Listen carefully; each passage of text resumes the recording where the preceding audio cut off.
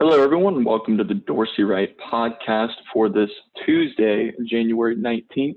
My name is Ian Saunders, and joining us here as well today is Will Gibson. And we're coming in here, having the podcast coming out on this Tuesday as the markets were closed yesterday in remembrance there of the Martin Luther King holiday, when the markets were closed on Monday the 18th. So coming in here on Tuesday to see kind of major improvement from, or at least some improvement from most of the major domestic equity indices, with the Dow, the NASDAQ, and the S&P 500 all continuing to tick a bit higher as we enter this shortened trading week. And one thing that we were taking a look at here, Will, was just coming in from a broad perspective to look at some of the movement we've seen among the asset classes as through the end of 2020, the last few months of the year there, and then starting off as we are now 2 weeks down into the new year of 2021. Definitely seeing some movement among the asset classes over the course of the past few weeks. And one of the ways to view the movement, or the relative movement, between the 6 broad asset classes that we really look at here at Nasdaq Dorsey, right, is through our dynamic asset level investing, or our Dolly tool, as it's called.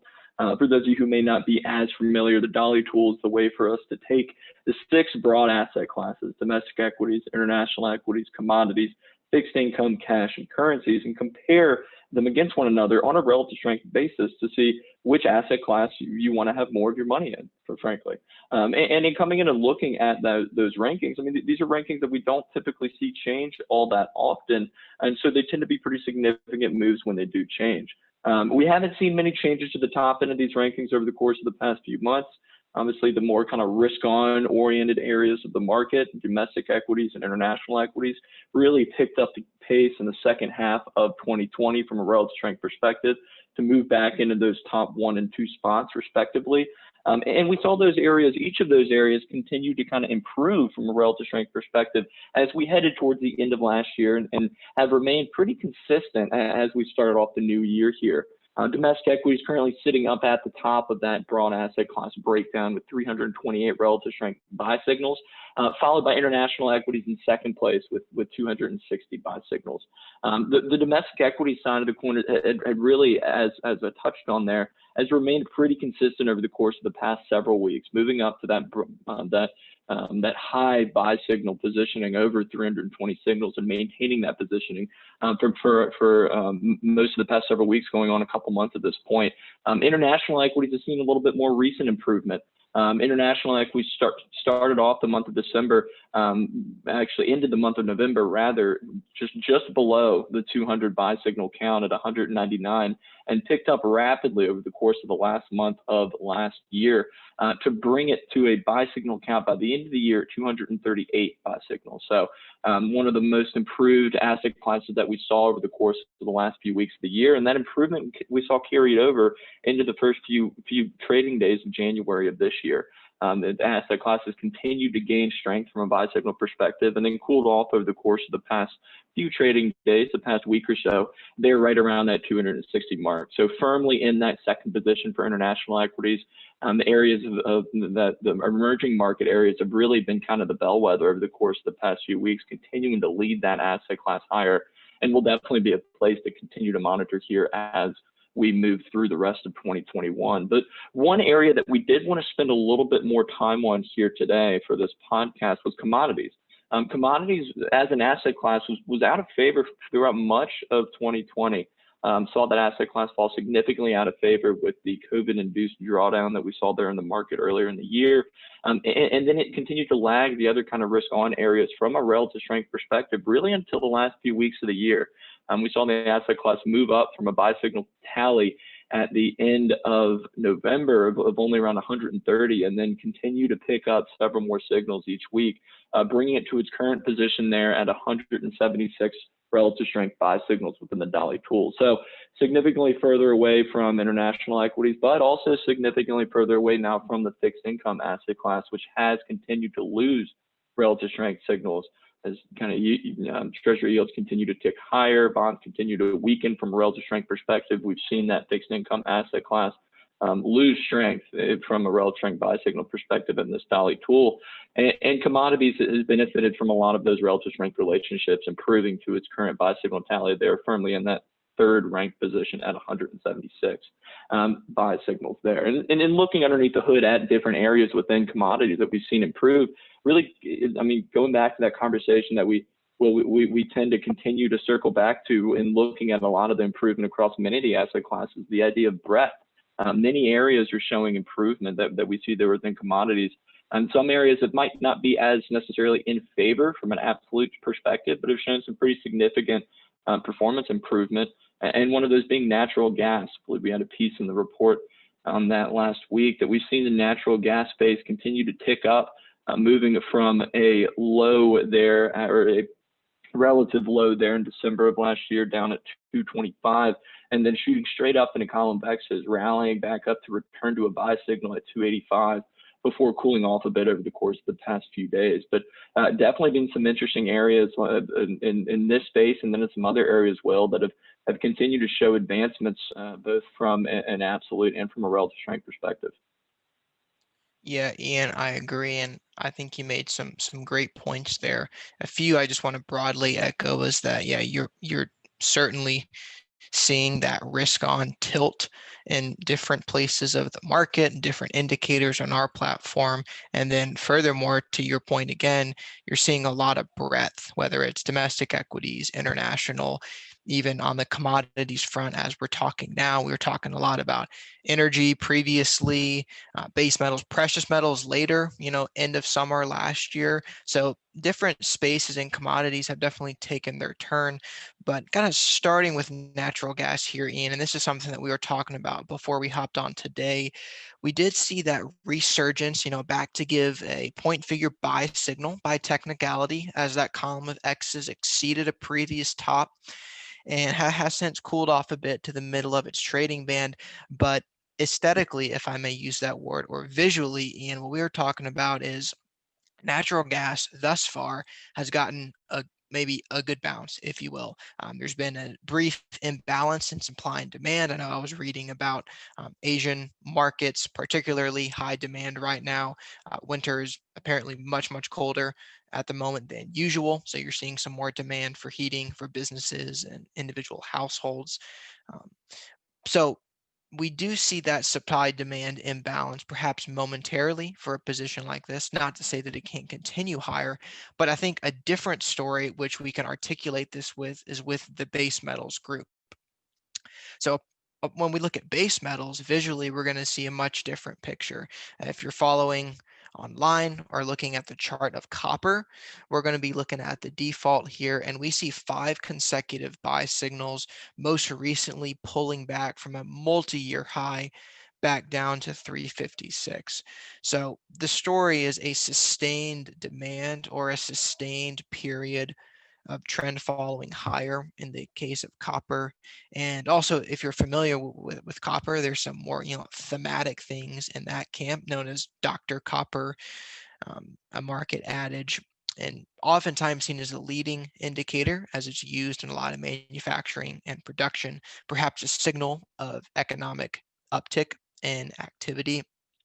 So copper is been on our radar for a while, especially after that COVID-induced steep sell-off and subsequent rather very steep rebound, Ian. So on the topic of breadth, yeah, you're getting the breadth in the commodity space. You're seeing that risk on sentiment, whether it's natural gas, whether it's copper itself, or even just base metals, broadly speaking, as we'll migrate here and look at the Invesco base metals fund, ticker DBB.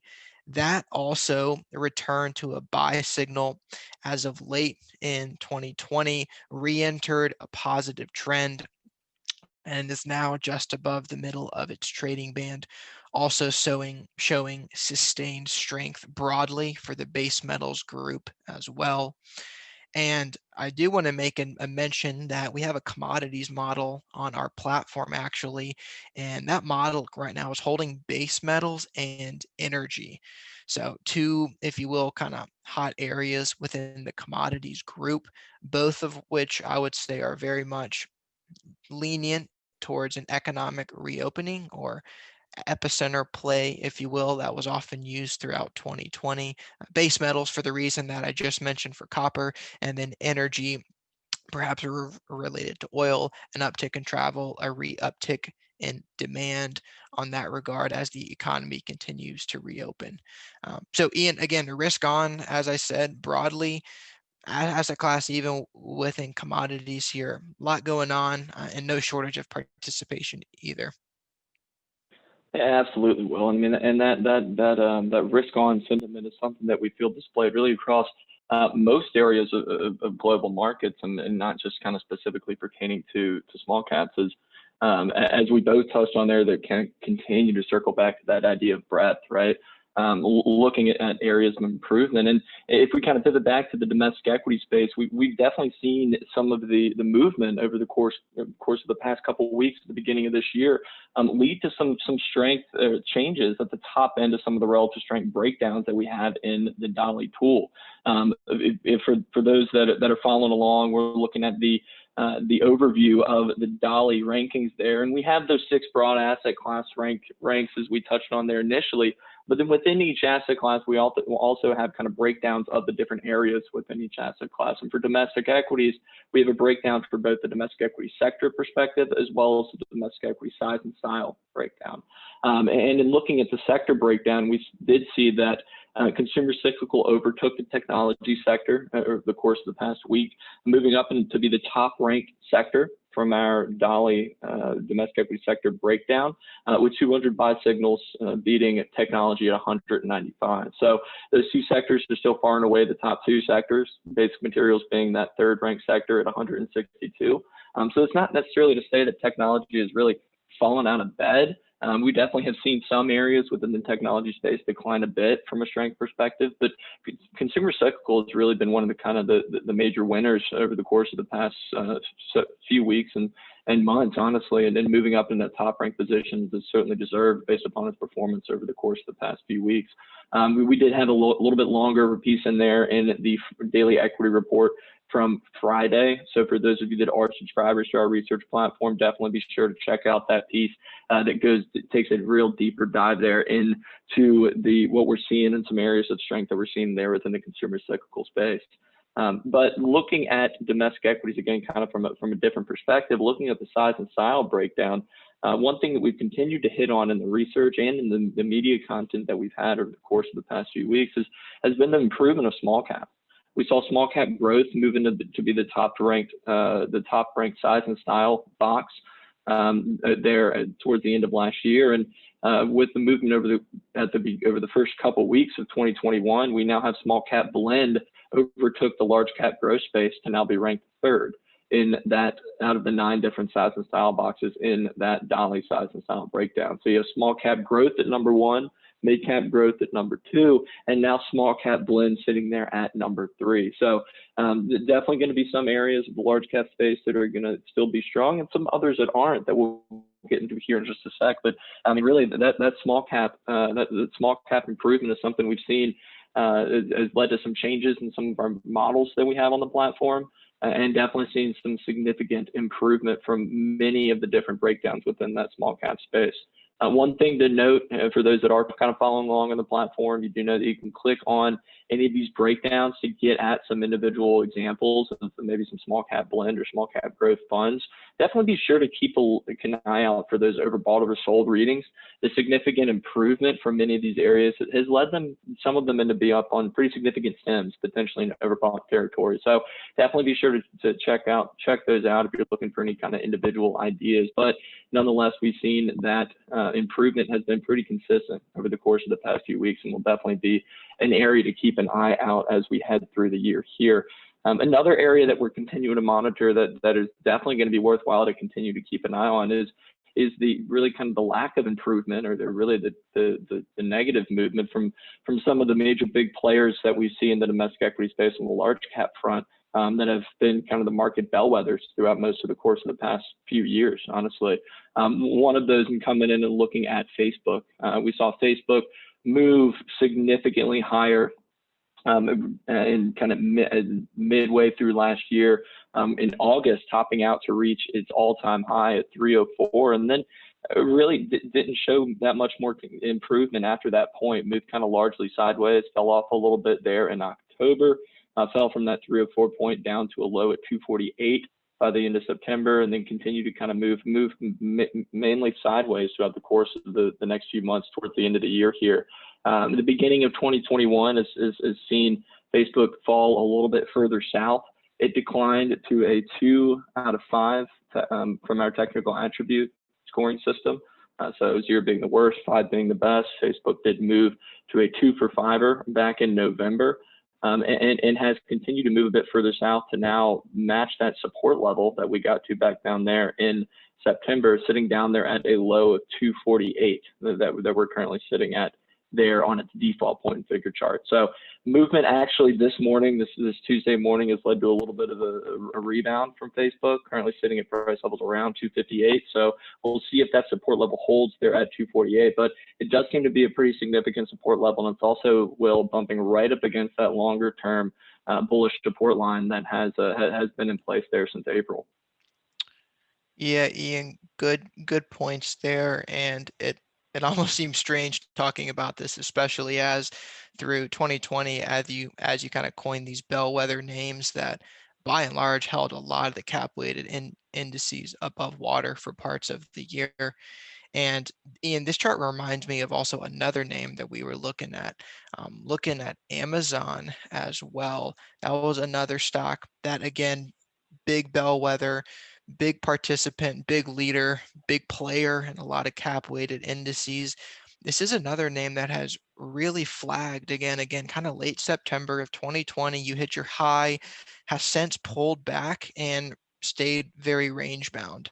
And like Facebook, Amazon is also sitting on its trend line, and the two now share in common being one box away, or in the case of Amazon, one box away, returning to a negative trend.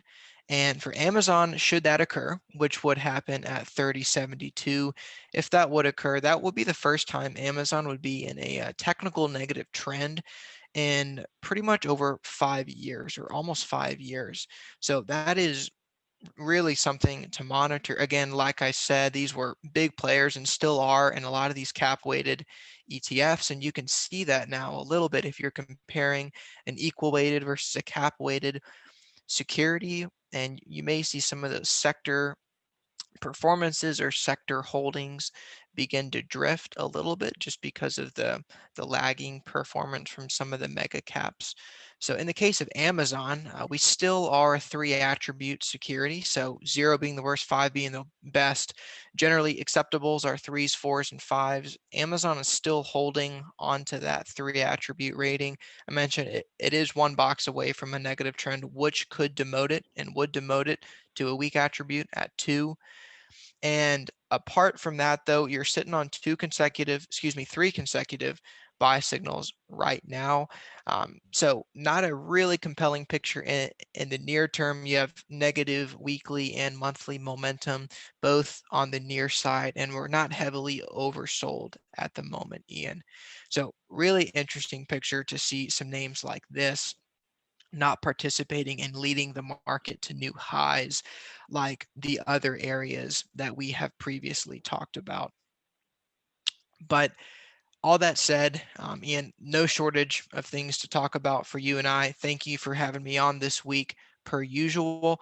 And for those listening, we don't just enjoy talking to one another. We actually really enjoy talking to you all, whether it's via phone or via email.